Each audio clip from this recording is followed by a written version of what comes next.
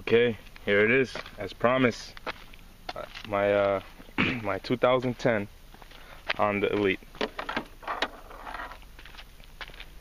It's to be specific, it's a nhx110 Elite, or in Europe, it is called the Lead 110, and it's a nifty little scooter. A little dirty because I been riding it. It's my DD, you know, my daily driver. It has 7,473 miles. I bought it with 6,474, so I'm 1 mile short of 1,000 miles. It's a super good choice. I bought it to keep miles off my GSXR 600 and to save gas, and of course for so many other reasons. I mean, you can't go wrong with the scooter. And this video is made for people who are interested in a longer review of the Honda Elite, or just thinking about getting scooters, period. I'm not going to throw out too many ideas, but just the general basic ones. For examples. For example, gas. Okay, so this little thing has a little brake lever here. Super wide mirrors that are highly visible, much more visible than my sport bike. And I'm going to compare this a lot to sport bikes because most of my experience is on sport bikes. Flat floor. It has 2 large seats. Very comfortable. Even on longer rides. A lot of people want to know how comfortable they are on long rides. Well, my ride daily is a 26-mile ride, and when there's traffic in the daytime around 4:30 when I go to work, it can be 50 minutes to an hour, and it's not bad. The seat is comfortable. Towards the end, you know, my back will start feeling a certain way, but moving around a little bit solves that problem. Has a kill switch, speedometer, fuel gauge. It holds about 1.3, if I'm lucky, 1.3 gallons of gasoline. And I use premium to fill it up. Has this neat little glove compartment here. And what I like about this is, like, let's say I stop at a fast food restaurant, I use this little thing as a table or anything. If I need to throw my wallet down here and park on the side of the road for a minute, check my phone, fiddle with papers, this is a great little table for that. And I put gloves in here, other little things. Sometimes I'll throw my phone, keys in here. It's great for that. This little hook is meant to carry small items, but what I use it for is something different. Let's say I have a big bottle that I don't want to throw in here and I don't want to fit in the back crate.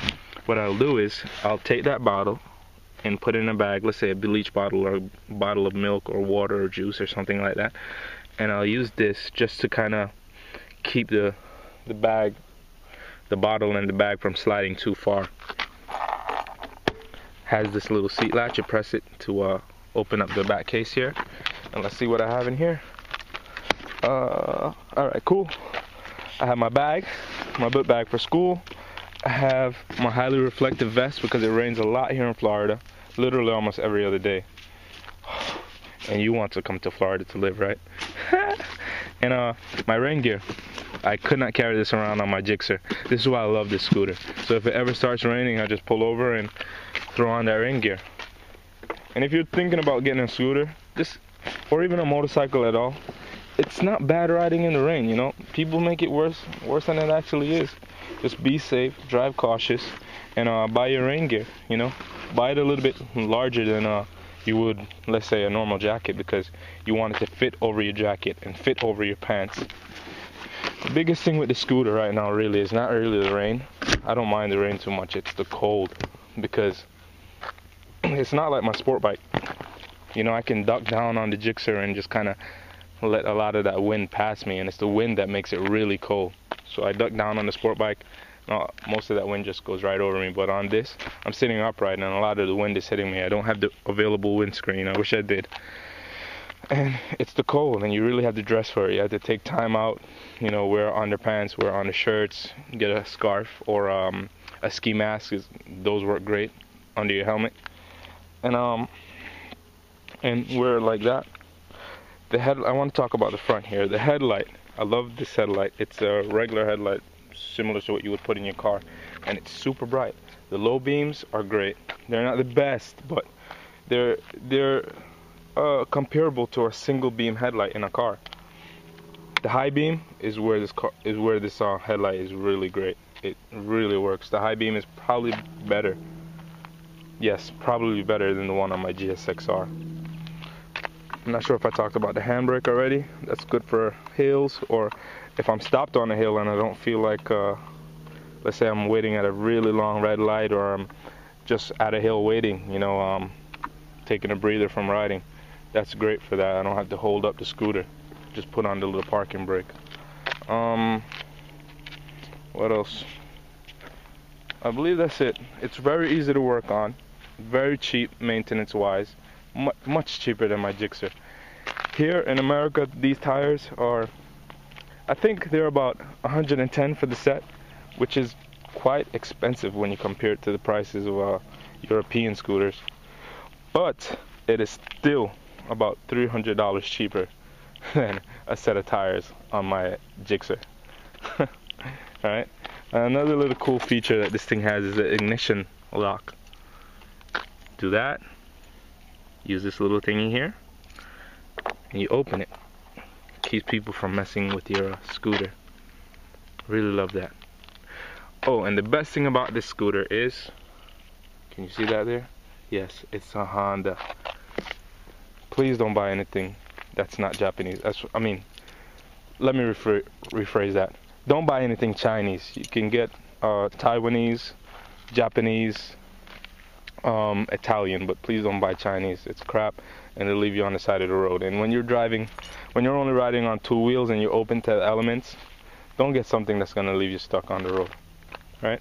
So now for the last bit of this video, let's take it for a ride and see how this little bad boy drives. Okay. Oh, two problems. When sometime about 100 miles ago, this thing came loose, and when the bike is cold, the ignition, the starter, doesn't want to kick in at first. So you gotta start it, wait, and then start it again. It makes this little sound like, I'm out here in the woods, boondocks of Florida, and I keep hearing a sound back there. I'm kind of wondering if it's an alligator. Yeah, we see them quite a lot here. Saw a rattlesnake in front of my house one time. Anyways, back to the bike. Vroom, vroom. Yeah, you hear that power? Hear that power? That's VTEC kicking in for you, baby. Yeah, that's what my mama said. Alright, let's go for a ride. I'm gonna ride with one hand. I have a handheld camera. It's really easy to ride. So I'll take it down this strip right here and just go around and see if I could take it to top speed. Most forums say that this bike does 52.5 miles an hour top speed.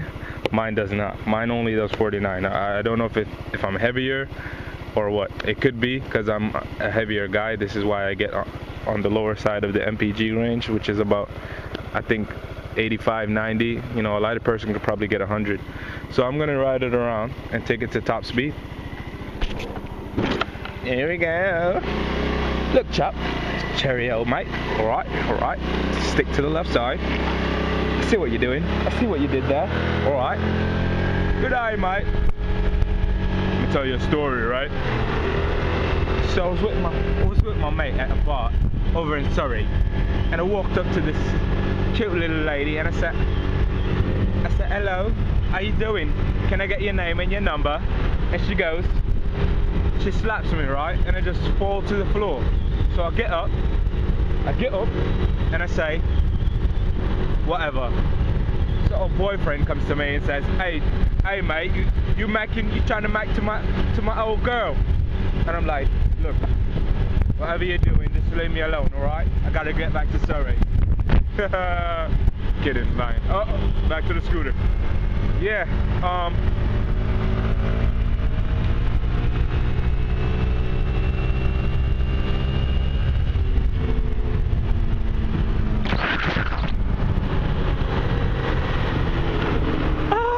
I don't have on my helmet. I don't want to crash.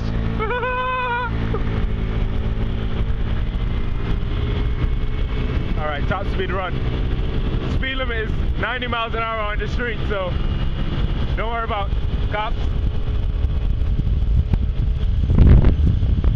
Alright, so we're getting close.